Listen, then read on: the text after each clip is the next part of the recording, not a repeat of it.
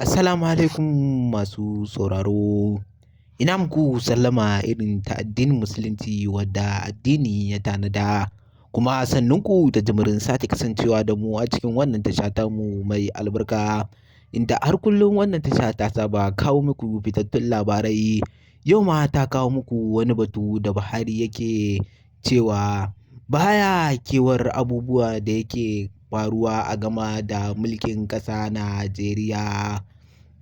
Mai sauraro, in dai wannan ne farkon ziyartar ku cikin wannan tasha tamu mai albarka, ku daure ku danna mana subscribing kana ku danna mana alama ƙararrawa domin samun fitattun labaranmu da zarar mun ɗora.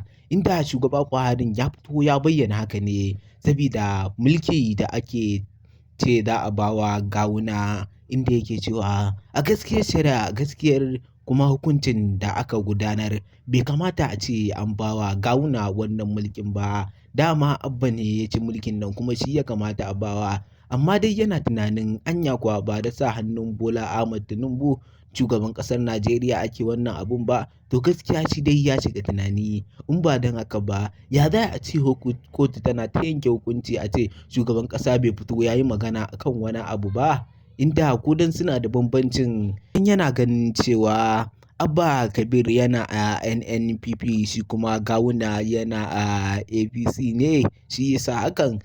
Amma dai Buhari bai fito ya faɗi gaskiyar batu akan wannan zance nashi ba. Mai sauraro, ka biyo mu a cikin wannan tasha tamu mai albarka domin sanar da kai abubuwan da yake faruwa.